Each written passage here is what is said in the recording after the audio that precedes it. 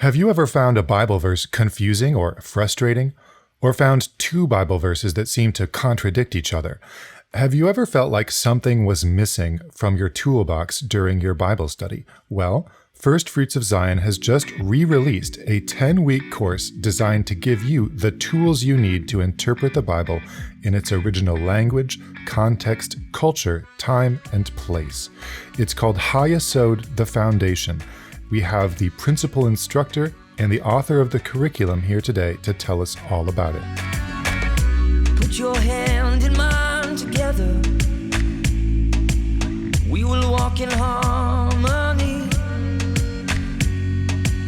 Let me introduce you to my teacher, the rabbi from the Galilee. You're listening to Messiah Podcast, where Jesus is Jewish and that changes everything. Messiah Podcast is a production of First Fruits of Zion. Well, welcome back to Messiah Podcast. I'm Jacob Franzak, and I'm here with D. Thomas Lancaster, who wrote the curriculum for HaYesod, the Foundation, and the principal instructor for HaYesod, Aaron Eby. What's up, you guys? Hey, Jacob. Hi, Jacob. It's good to be here.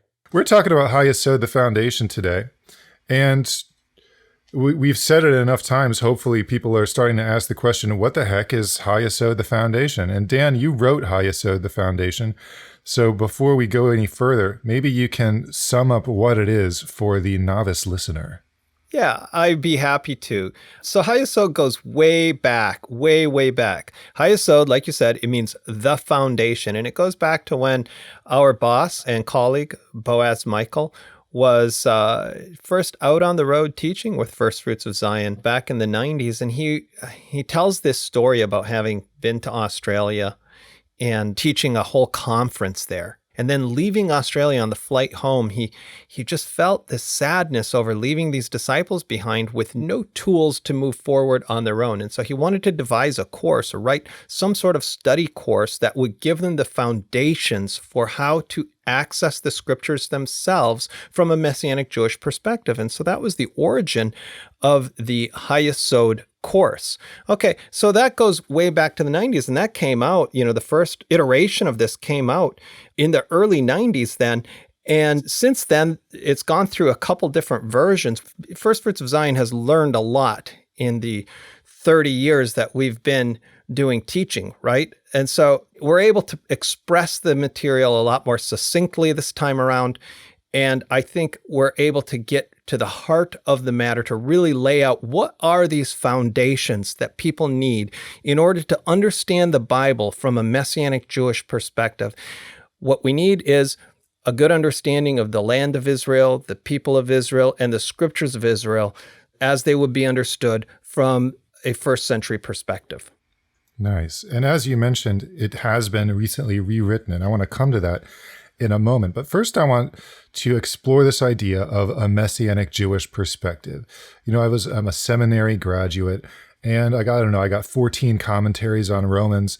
It's easy to get perspective fatigue. You can get a lot of perspectives, and maybe someone's thinking, well, this is just another perspective on the Bible. And I think calling it a Messianic Jewish perspective is true, but maybe burying the lead a little bit, because Messianic Jewish perspective is not just one among many perspectives in the sense that it's just as valid or invalid as any other. At least I don't think so.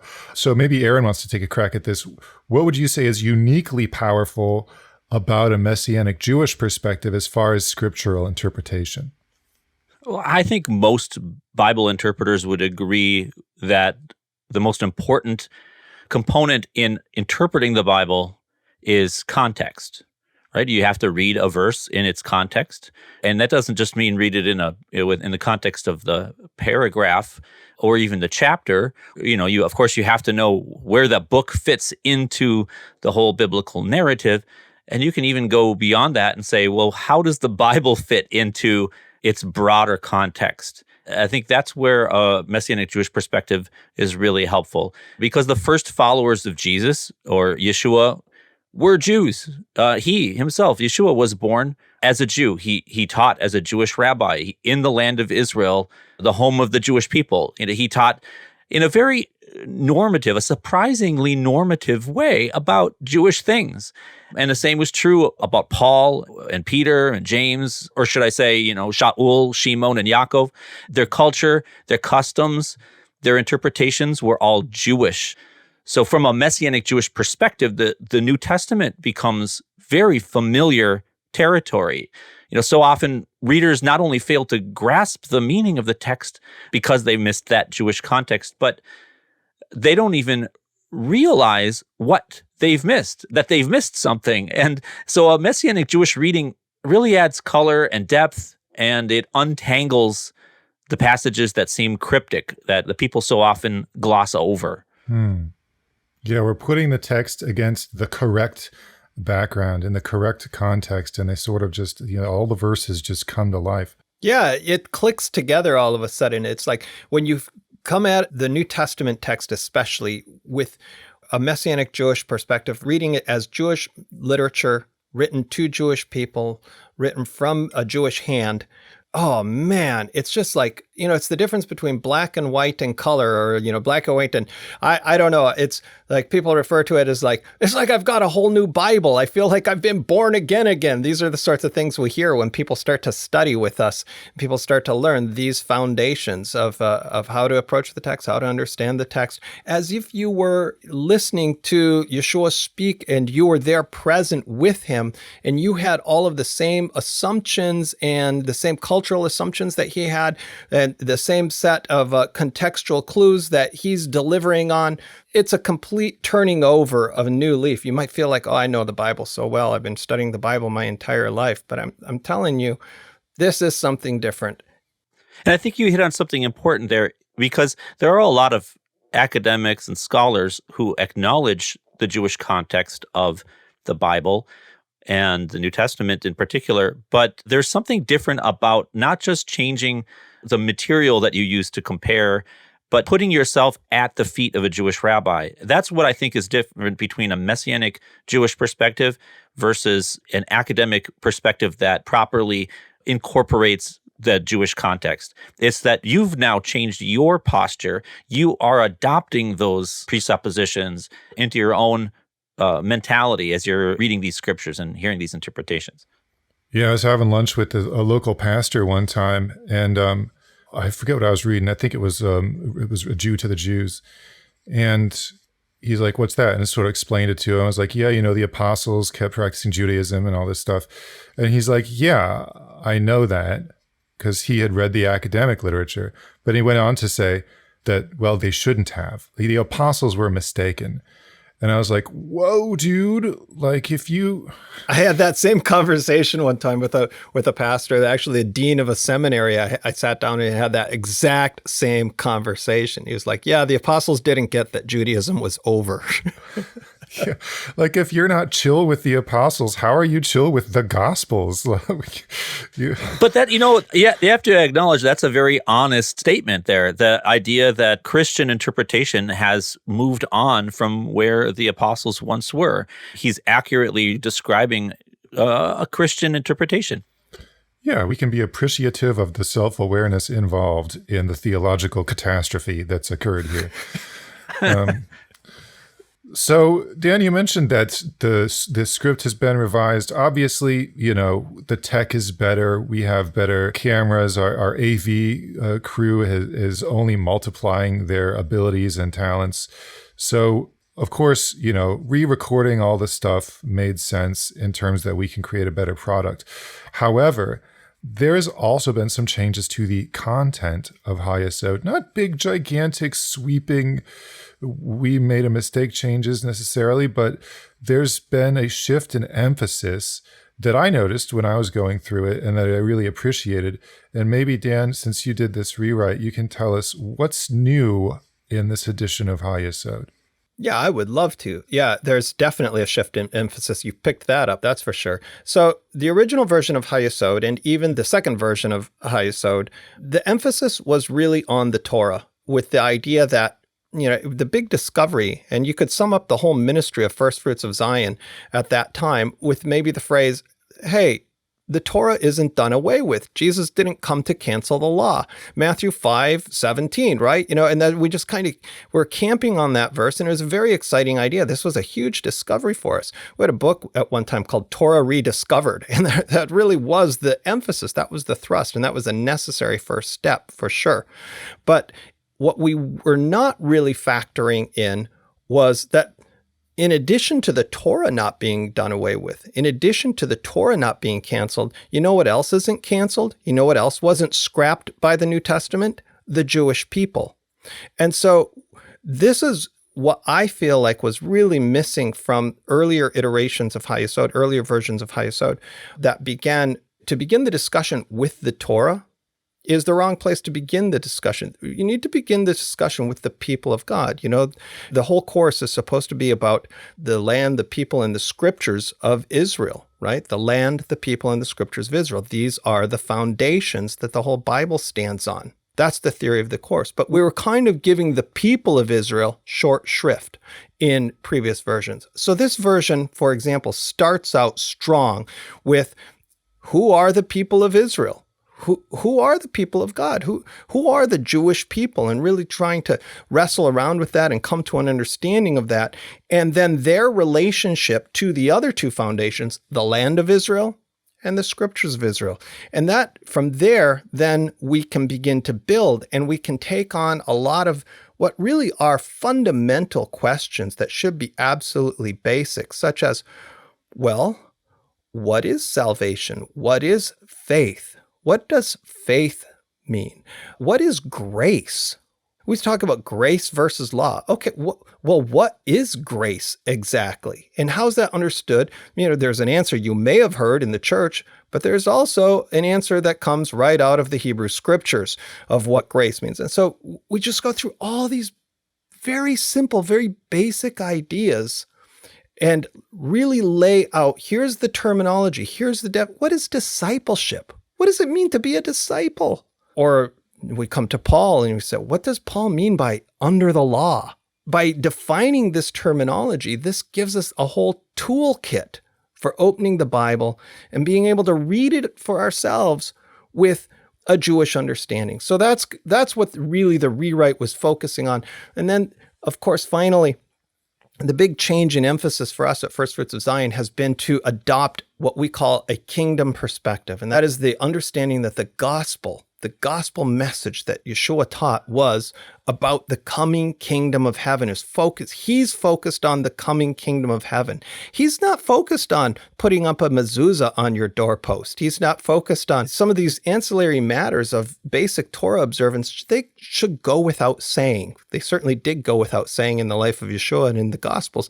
They should go without saying. Instead, his focus is on the coming eschatological judgment, the coming of the kingdom, the end of exile, the final redemption, the establishment of Jerusalem. And so we're shifting the focus to that anticipation of the coming kingdom. So that's my summary of the new HaYesod. Hop on board. Nice. I think that putting the Jewish people first, I like it for a lot of reasons. One reason I like it is because I think in the first century, when you have Gentiles having some contact with any revelation of the God of Israel whatsoever, what's their first exposure going to be? It's not that they went to Books A Million and picked out a Bible off the shelf or went to church or something like that. It's going to be that they met a Jewish person. Their first encounter with the God of Israel is going to be mediated through a real live Jewish person. So to put the Jewish people first as far as recontextualizing the Bible and the New Testament is only to put ourselves into the shoes of an early disciple, I think, in a certain way. I also like it because in the Bible, the Jewish people come before the Bible. Like you have the God's covenant with Abraham, Isaac, and Jacob, and then it's hundreds and hundreds of years later, you have the Torah given to Moses on Mount Sinai. So there's like an ontological priority. There's like the Jewish people were around for a long time before the Torah, and the existence of a relationship between God and Israel is the context for the giving of the Torah in the first place. Exactly. That's well said. We don't have a Bible outside of the Jewish people. The Jewish people are the vector through which the scriptures have come to us. Okay, so it's not as if the Bible just like dropped from heaven, boom, here's a big book that God drops into the hands of human beings. Instead, everything comes through Israel. And this is made explicit by Paul. He says, to them were given the oracles of God. So let's go to Aaron, because you went and taught through all this material. And your excitement about it and your passion for it is evident in your teaching. And I've really enjoyed listening to you go through it. What are you really hoping to see disciples of Yeshua take away from HaYesod? Like, what are some of the most important, let's say even like practical changes you would hope to see after someone graduates from HaYesod? What's going to look different in their life? Well, first, let me clarify what I do not hope to see. And that is, we're not telling Christians to become Jews. But what it will do is it's going to strengthen your faith in God's promises, and it's going to ignite a passion for learning the scriptures. I think a very practical effect is you're going to open up the Bible and it's going to mean new things to you, and it's going to inspire you to keep on coming back to it. My hope is that it's going to inspire people to really take up Yeshua's calling of discipleship, to be more like him, to feel like there's a reason for why we should, be good people in this world, to feel that mission in a greater context. And I would like them to feel a stronger connection to the Jewish people also, and to the land of Israel. Who knows, maybe take a trip to the land of Israel. And, you mentioned, as we know, that there are a lot of Gentiles hearing the HaYesod that are going to be students in our HaYesod class. But I also know that there are many Jewish people in Christian churches as well. And I hope it's going to awaken in them some sense of desire to reconnect to their Jewish identity. Yeah, and I think that's worth mentioning. We are not trying to get Christians to live Jewish lives, but we are very happy to see Jewish people live Jewish lives. And a lot of times, if they've been in the church, especially for more than like a generation, they haven't been encouraged to, and they've probably been heavily discouraged from doing anything that looks Jewish. Maybe you can explain why we'd be against that. Sure. Well, the Bible is all about covenants. God made lots of covenants throughout the Bible. He made a covenant with the Jewish people at Mount Sinai, and he gave them laws to observe, and he says that they should be perpetual. They should be for all your generations. And those covenants and that calling is only reinforced in the New Testament. When Paul went around telling Gentiles, hey, you know what? You don't need to convert and become a Jew in order to be included in the people of God. He, at the same time, was reinforcing that the Jewish people are a part of this chosen nation, and they have responsibilities to God as a kingdom of priests and a holy nation. So it's appropriate for a Jewish person to take on the mantle of really being that priestly role among nations, to reveal godliness to the world through the Torah. And it doesn't go well with the replacement theology that says there really is no difference between Jews and Gentiles anymore, or in terms of calling. And in terms of, back to the idea of the practical application for Gentiles, when I say we don't want Gentiles to become Jews, that doesn't mean we wouldn't like Gentiles to conform their lives to the Torah, because the Torah has concepts in it that apply both to Jews and to Gentiles. There just are ways that Gentiles can approach the Torah that reflects them receiving that revelation from the Jewish people and their holiness as Gentiles as well. Yeah, this is you bring up a good point. That's another of the things that makes this version of HaYesod new and improved and better than previous versions, is that in previous versions, we didn't really understand distinction theology. That is, we didn't really understand the difference between the role of a Jewish disciple, the role of a Gentile disciple in the body of Messiah. And, having come around that corner and saying, wow, there really is a place for the Jewish people to continue as Jewish people living out their covenant obligations. And there really is a place for the nations to attach to the God of Israel and to attach themselves to the Jewish religion in an appropriate manner as the nations, without usurping the role without cultural misappropriation taking place. And so that's something new for this version of HaYesod that I think comes through very loud and clear, and it's in quite a beautiful way. And I think people will find it inspiring. Yeah, and I think we want to come against the impression that a lot of people have that Gentile is a disparaging term, that you're either in the people of God or you're not. And then we use a term that's really kind of an outsider term, like Gentile. It sounds like we're excluding someone from the picture. And that's really not what that term is. You said you used actually the term nations as well. It's really not about being excluded. It's about how we all participate together. Paul used this terminology of the parts of the body. We all are parts of a body. And to understand what is our part, how we contribute to the whole, is really essential for having a healthy body. I always love to go back to the metaphor of a grocery store. You've got people who work there, you have people that shop there. They're all part of a whole system, and you don't have to feel jealous of one another. We're all in this together and doing the business of the kingdom. Yeah, some of that is baked into the language. The term Gentile doesn't necessarily sound like a great identity. It doesn't sound like a flattering identity. The term non-Jew is just awful. I don't like to think of myself as a non-Jew. I wouldn't want to own the title non-Jew any more than I would refer to myself as a non-woman. But I do have a solid identity as a member of the nations. I'm part of the nations. And that's what Paul was all excited about. So we try to bring that out in this version of HaYesod to really show the enthusiasm of the Apostle Paul that the gospel was going forth. It was breaking out of the chrysalis of Israel and going out to the nations. Taking over the entire world. That's what Messiah is supposed to do. The Messiah his kingdom is supposed to be a universal kingdom, that he's supposed to be ruling the whole world, coming under the economy of the house of David. So yeah, I hope that comes through. I know that some people feel like, first fruits of Zion, they're telling me not to be Torah observant. That's not the case at all. There's tons of Torah observance for the nations. Some of the biggest things in the Torah, justice, righteousness, and mercy, these are universal things that apply to everyone equally. Oh, man, I feel convicted just hearing you talk about it. Good. You should, Jacob. You should. So we've been talking about HaYesod as if it's like a pill you take or something.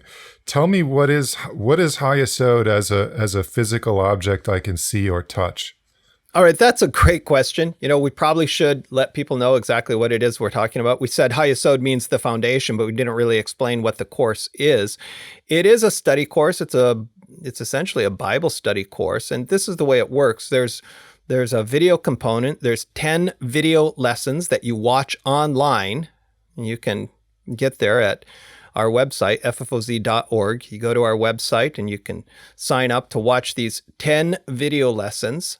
And each lesson is about, 45, 50 minutes, something like that. And there you've got Aaron teaching, and he's leading you through the material as he's teaching these different concepts. And then every so often, we cut away to some other scene in the land of Israel.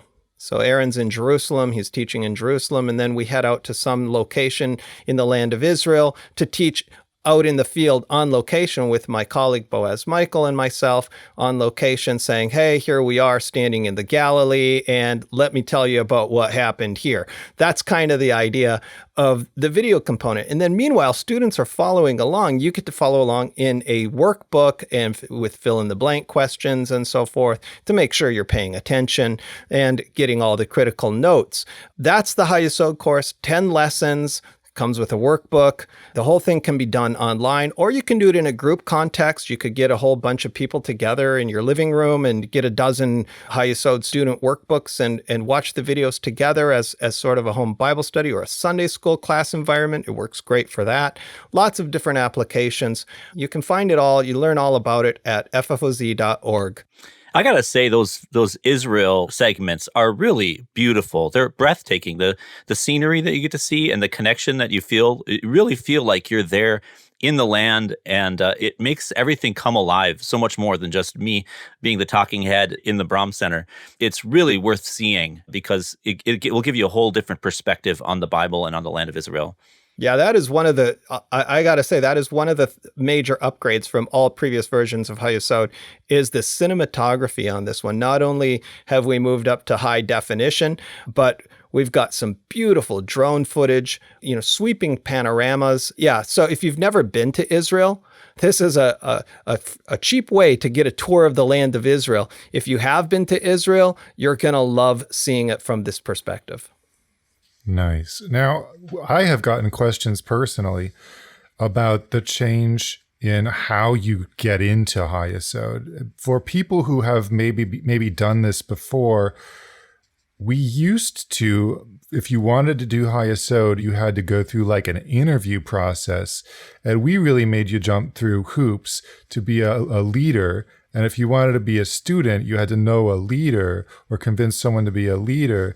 And there was this whole formal structure that we sort of cocooned the program in because we didn't want people taking our material and then like tacking stuff onto it. Like, and also you should kill a real lamb on Passover if you can, or whatever, like just weird stuff. We didn't want all that to be associated with our material. Now, we have taken all of that walled garden sort of philosophy, and that's Torah Club now. HaYesod is much easier, right? How do you sign up for HaYesod now? Right. So now, that's a funny way to put it.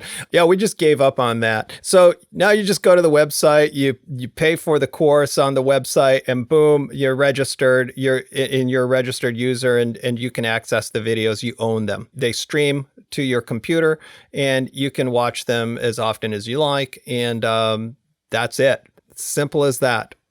Yeah, and as far as we know in our computers or whatever, there's no such thing as a HaYesod group. If you want to form a group, then you can all just sign up. Yeah, do it yourself. Fantastic. Makes it easier for us. And it's easy for you. It's easy for everybody. Just click the button and you're in. All right, so I have a couple questions, maybe looking forward into the future. One is, I'm sure by the time this goes out, there's going to be people who are halfway through HaYesod and they're already thinking, yeah, I love it, but what's the next thing I should do after this? Like, I'm on board. I like the Messianic Jewish perspective, but I feel like this was only the barest taste, and I want to get the full course meal. What's after HaYesod? That's a great question, since we're saying HaYesod is the foundation, but you don't really stop with the foundation when you're building a house, right? I think what we're really hoping is that people who complete the HaYesod program will gravitate towards becoming a member of our Torah clubs. The Torah Club is our continual, ongoing weekly Bible study, national Bible study, international Bible study that's taking place. And in the Torah Club, we go through the Torah, through the 5 books of Moses, along with the annual cycle, the annual synagogue lectionary, the reading cycle. And we also get outside of that box once in a while and study the Gospels, or we've got coming up in a few years, we're going to be studying through Acts of the Apostles together. International Bible study, everybody all together, all on the same train. So that's what Torah Club is. So ideally, we would like to see HaYesod students commute over to Torah Club, and you can learn about Torah Club at ffoz.org. Aaron, you wrote a series of articles, actually still ongoing, I believe, for Messiah Magazine about the kingdom. So I thought I'd give you a shot at this. We are looking, of course, to see individual disciples of Yeshua enrich their faith, enrich their devotion. But if we zoom out a little bit, let's say everybody took HaYesod, all the disciples of Jesus went out and finally reconnected with their biblical heritage, the land, the scriptures, the people of Israel. What kind of a change would you expect to see globally? Or how would this bring us closer to the kingdom that we all hope and long for? Great question, and what an amazing thing that would be to see that it go that widespread. You look at the Bible, look at the prophet Isaiah and how he imagines the future. He speaks about how the Jewish people are called to be a light to the nations. And he talks about the nations coming up to experience Israel's light. And, and that's the kingdom. And in that kingdom, that's just what we will be. The Torah will go forth from Zion and the word of the Lord from Jerusalem. That's everything in its proper place, the whole mechanism working the way it's supposed to, the mechanism of the revelation of God. But what's the world like right now? To what could it be compared? It's like what Yeshua said. It's as though the light of the Jewish people is under a basket. By and large, we're not the teachers of the nations that we're meant to be. So in a way, HaYesod goes about restoring that prophetic order. It's one step closer to the way things one day will really be, with the Messiah seated in Jerusalem and the nations inquiring from him about the Torah. Come, let us go up. Let's go up to the mountain of the Lord, to the house of the God of Israel. Amen. All right, well, one last little challenge, I guess, for both of you. Neither of you are in the marketing department, but we're going to put your skills to the test. Sell our listeners HaYesod. Give me like an elevator pitch for HaYesod. And I guess we'll start with Aaron, because alphabetically he comes first. Okay. Look, you want to understand the Bible better. You want to understand Yeshua better. You want to do a better job of connecting to God and to fulfill your role in this world, in this life. And the way to achieve that, to overcome the obstacles to that, which is the fact that it's hard to just pick up the Bible and understand what it means. The Bible is translated, yeah, but there are all kinds of cultural nuances and difficulties, challenges that, because we're distanced by thousands of years and thousands of miles, and by language barriers, cultural barriers. So the way to really become the disciple that God is calling you to be is to dig in and learn what the Bible is really teaching us. And HaYesod can help you with that. It's an easy way to know that you're getting really a solid foundation in your discipleship, and to open up new vistas of discipleship and walking in the path of God. See if you can top that, Dan. Here's why you want to study HaYesod, because a house that's built without a foundation, to what can this be likened? This is like the master's parable of the house that's built on the sand. The rain comes down, the wind blows, and that house falls with a big crash. And so what HaYesod offers you is a foundation for not just how you understand the Bible, but a foundation for your faith. Because we believe not just in God as an abstract principle, but we believe in the God of Israel, the God of Abraham, Isaac, and Jacob. And so we want to understand the people of Israel, the land of Israel, and the scriptures of Israel as followers of the God of Abraham, Isaac, and Jacob. And those should be foundational things that we bring to our faith, to our practice, and to our reading of the Bible. And so HaYesod is going to offer you a course in those foundations. So that sounds pretty critical. You build a house, you want to have a strong foundation.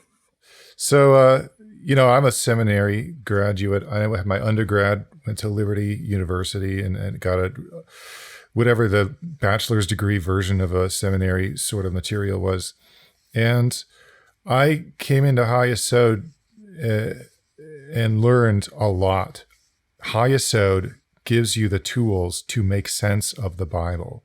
And if you can't make sense of the Bible, everything else that you believe and do is going to be cattywampus, right? It's going to go in all different directions, and you're not even going to know it. I mean, and that idea terrifies me, and hopefully it terrifies you, to think that you could be putting so much effort in to pedal your bike and you're going in the wrong direction. HaYesod gives you the tools you need to actually understand what the Bible means, and it's not nearly as complicated as a lot of people have made it out to be once you have the tools, once you have the context, once you have the background. Personally, I think it should be required reading for every disciple.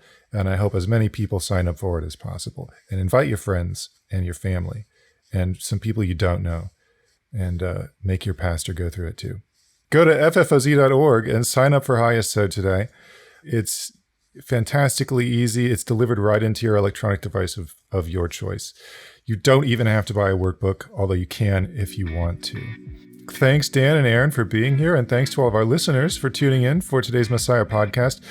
If you're interested in learning more about the Jewish Jesus, check out First Fruits of Zion at ffoz.org. And if you enjoyed this episode, please give us a 5-star rating wherever you're listening. Messiah Podcast is made possible by the generosity of our First Fruits of Zion friends.